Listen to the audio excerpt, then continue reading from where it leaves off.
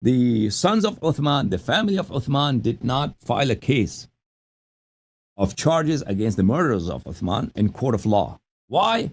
Because they knew very well that this was a very popular uprising against Uthman, and Uthman's deeds were such, because Uthman conspired to kill people, and all the transgression in Baytul Mal and everything else, that if any case was brought, then it would be proved in case that Uthman had such character, that all Sahaba, they had agreed, or Aisha had given fatwa that Uthman should be murdered.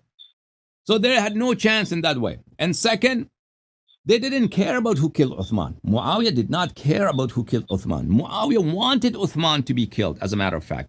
Because when Uthman was surrounded in his house, he was surrounded for months. And Damascus is not very far, and he's the caliph. He sent letters, many letters, entreating Muawiyah to come and help him, to come and rescue him, send an army. Muawiyah never helped Uthman when he was alive. His army came close to Medina, never entered Medina, because they wanted Uthman to be killed, because he knew if Uthman is killed, then there will be a chance for Muawiyah to become a caliph. And that's exactly what he wanted. So after Uthman was killed, Muawiyah was raising the issue of Uthman's murder, not because he was really grieved by Uthman's murder, because there was no other reason for him to rally people against Amir al-Mu'minin alayhi salam. Because he knew if he agreed that Amir al-Mu'minin alayhi salam is caliph, Amir al-Mu'minin alayhi salam had already dismissed Muawiyah as governor of Syria.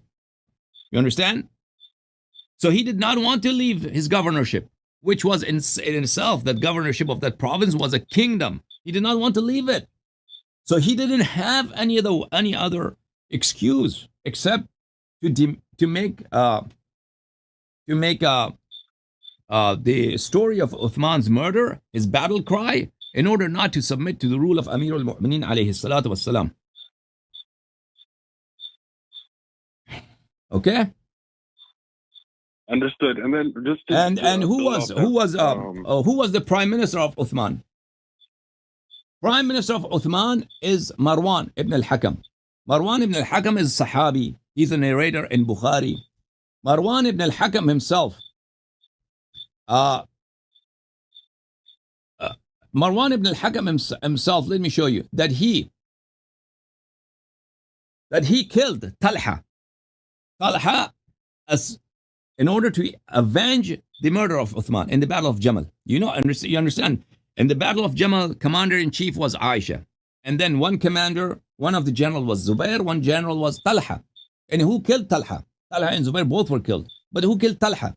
This is Al-Kitab al-Musannaf al-Ahadith wal-Athar Ibn Abi Shayba al-Kufi. Look, this hadith number 60, this is valid on the shart of Bukhari and Muslim. حدثنا أبو أسامة حدثنا إسماعيل حدثنا قيس أن قال رمى مروان طلحة يوم الجمل بسهم في ركبته فمات فدفنه على شاطئ الكلا. Marwan, who was in the army of Aisha, he assassinated. He threw an arrow at Talha and he killed Talha. And this is a hadith that's sahih on the shart of Muslim.